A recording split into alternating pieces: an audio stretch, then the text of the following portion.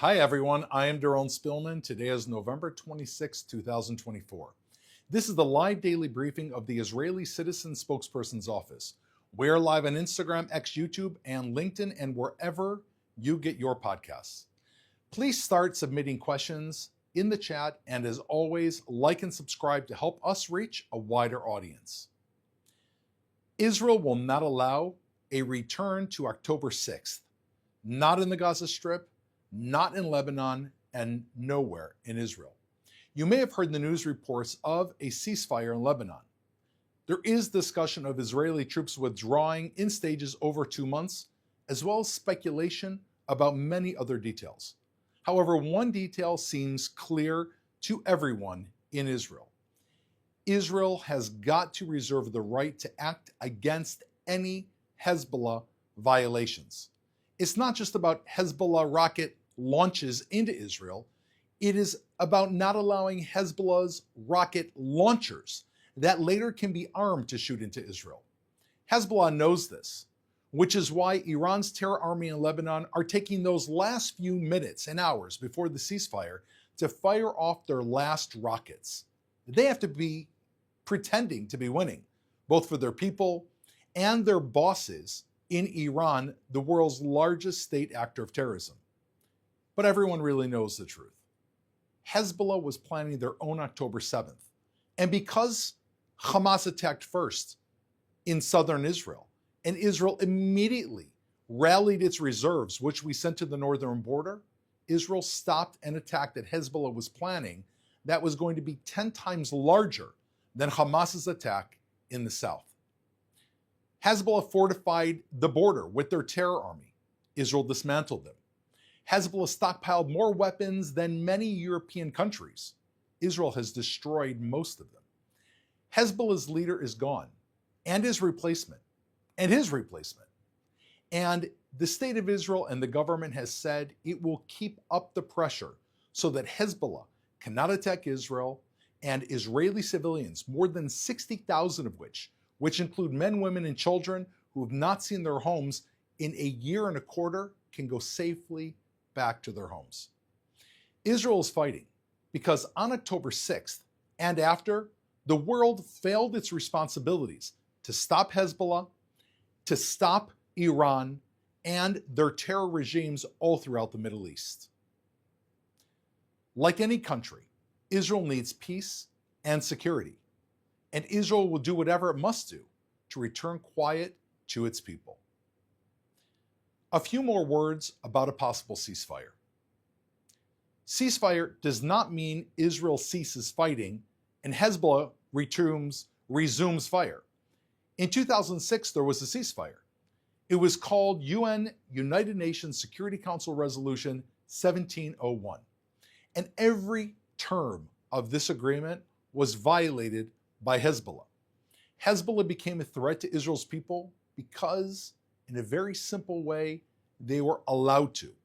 UNIFIL, the United Nations interim force in Lebanon, closed their eyes to Hezbollah. And the world told Israel, no, you can't stop Hezbollah. Don't attack Hezbollah. That is how Israel ended up with an Iranian base on its border. No more. Hezbollah cannot be along Israel's border. Hezbollah cannot rebuild its bases. Hezbollah cannot rearm from Syria or from anywhere else. Now, if the rules are broken, Hezbollah needs to know, and the world needs to know, Israel will act to protect its people so that we, just like any other country in the world, have the right to live in peace and safety. Now I'd like to take some questions from the audience watching live on social media. Thank you, Doron. This question is from Hillary on Instagram, who writes, I'm confused over the possible ceasefire deal. I thought a ceasefire was not a good thing because it would give Hezbollah the opportunity to regroup and gain more arms. Can you explain? A ceasefire deal would obviously give Hezbollah more time to regroup, and that is why this is a very perhaps problematic agreement for Israel to enter into. Let's remember, Israel never wanted to go to war in the north at all. It was Hezbollah that launched a war on Israel on October 7th when they saw that Hamas had beat them to the punch and was invading Israel. Israel's not in Lebanon because we want to fight. We didn't have any dreams or aspirations of sending our soldiers into Lebanon. Israel is in Lebanon so that the residents of northern Israel can go back to their border. A ceasefire agreement has two sides to it. On one side, it enables Israel to remove its troops, to rest, plan, and rearm. On the other side, correct, it gives Hezbollah the opportunity to also rest. And right now, Hezbollah is on the run, and that is why many people in Israel are very hesitant about this ceasefire. However, this ceasefire apparently has provisions where there will be an interim force. This has been tried before and it hasn't worked. But now an interim force with United States backing that will ensure that Hezbollah does not violate this agreement by coming closer to Israel south of the Litani River, which is around 15 miles from Israel's border. So Israel is being resolute and very clear. If any of these provisions are not being secured, and if Hezbollah is seen as crossing these borders, Israel reserves the right to respond. But I appreciate your question, and this is something that Israel has to keep its eye on, and it is a big concern for many people in Israel, including me. Lebanon's foreign minister just said that the Lebanese army will be ready to have at least 5,000 troops deployed in southern Lebanon as Israeli troops withdraw. Is this a reason for optimism? I would hope it'd be a reason for optimism. The only problem is you want to choose a friend that has actually done what they've said they're going to do in the past.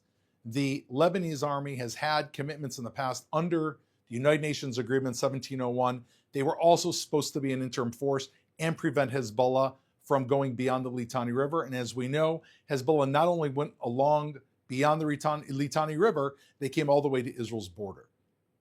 During those, from 2006 till the present day, those 18 years, the Lebanese army did not live up to its commitment. If it does its job, then it is a sign for optimism. But to be optimistic in advance is to be unrealistic. We'll have to wait to see what happens. This is a question from Sophie on Instagram who asks, what will Israel do to the terrorists who murdered Chabad Rabbi Zvi Kogan?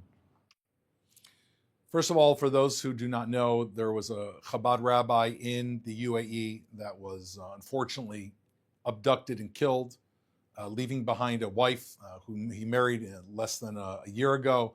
Truly tragic story, an innocent civilian that was just there helping the Jewish community and had no other aims whatsoever. The UAE has said that they have found, we cannot corroborate this, or at least I cannot corroborate this, 3 people that were involved in this act, and they were from Uzbekistan, and that they are being tried and convicted. The punishment will be meted out by the UAE, and therefore it is not within Israel's border. From an Israeli point of view, and I think from a Jewish point of view, we need to make sure that our representatives around the world, whether they are diplomatic delegations or other Israelis or Jews around the world, that the countries that they are residing in are responsible for their safety. There are many questions on our live stream about the fate of the hostages in Gaza. Is there any connection between Israel's ceasefire agreement in Lebanon and the fate of Israeli hostages in Gaza? The fate of Israeli hostages in Gaza is on everyone's mind. To remind us all, there are 101 men, women, and children, even a 1-year-old, that are right now inside Hamas's terror tunnels, deep underneath the ground in the most horrific conditions inside of Gaza, which, if that is not a war crime, I don't know what is. That is constantly on Israel's mind. I would say that Israel's not drawing in a connection between a ceasefire in Lebanon, with the exception that when Hamas fought Israel in the south, their terror buddy in the north, Hezbollah, attacked Israel. What Israel does to Hezbollah, any type of peace agreement, Gaza remains a major issue. Until we can bring all of our hostages home, and until Hamas has no ability whatsoever to threaten the people of Israel, Israel has got to continue to fight in Gaza. There is no other condition out there that can stop this except for the return of the hostages and the removal of Hamas as a threat to the people of Israel. This next question is from our Instagram live stream. How have these wars affected Israel's economy, and what can we do to help? First of all, this war has been incredibly taxing on Israel's economy. Israel was not ready for a war, certainly not the longest war since the founding of Israel in 1948. which is 76 years ago. And everyone in Israel is going to have to reach deep into their pockets to fund this war. People have lost their small businesses because they've been called up to serve in the army. Also, people whose small businesses were located on the Gaza border or on the border with Lebanon, because of security concerns, have not been able to operate their businesses. So many small business owners have been paying this price for a long time. From a financial perspective, Israel right now is working on a long-term economic bailout package, both to help Israelis and help our country, frankly, finance our war against terror. Let's not forget, our war against terror is the world's war against terror. It just happens to be that Israel is the first step on that terror's descent to the rest of the world where it is seeking to attack. What you can do is encourage your countries to offer tax-free loans to Israel, to encourage your countries to buy Israeli products, and to encourage your countries to share part of the burden of preventing this war from spreading. We need to stop the next war before it begins. We could have stopped the Hamas war, we could have stopped the Hezbollah war before it began if the world would have pressured those two terror regimes to dismantle and move away from Israel's border. Let's act this time in advance, not just for economic reasons, but for safety reasons as well. This is our final question today. Where do you see Israel in 5 years? I see Israel in 5 years in a place that is now living in a new Middle East, a country that is no longer threatened by Hamas, which will have been dismantled, and the Gaza Strip will be on its own path to revitalization, clearly providing security for the state of Israel and quiet on our northern border with Lebanon, and hopefully without Hezbollah at all in existence, and Iran that is then modified and mollified by the world, who realizes that this is a threat, and an Israel that has returned to its high-tech industry, which is the second largest industry in the world, Israeli people who are walking on the streets, tourists who are coming. Israelis want peace. Israel flourishes in peace. And any disturbance to that peace, if you look throughout history, has always come from outside actors. Israel, we have no aspirations to conquer territory. We have no aspirations to enforce on anyone else our beliefs. Our only goal is that Jews and Israelis who are not Jewish, who have Israeli citizenship, can live peacefully within our borders. That's my hope. I appreciate that question. Let's all pray and let's act so that Israel can have a more successful future. Thank you very much. I'd like you to submit all of your questions for next week's.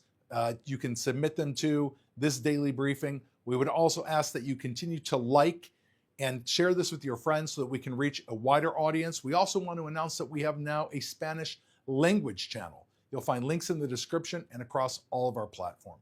That's all we have time for. Thank you for tuning in. We'll be back tomorrow at 3 p.m. Israel time, 8 a.m. Eastern Coast time. There's also going to be a Giving Tuesdays campaign. Please keep your eyes peeled. If you want to give back, this is an opportunity to give back to this daily briefing in the Israeli Citizen Spokespersons Office. We're here to provide you with the news and the updates in the way you like them. So please give us a like and also send in your support. Thank you.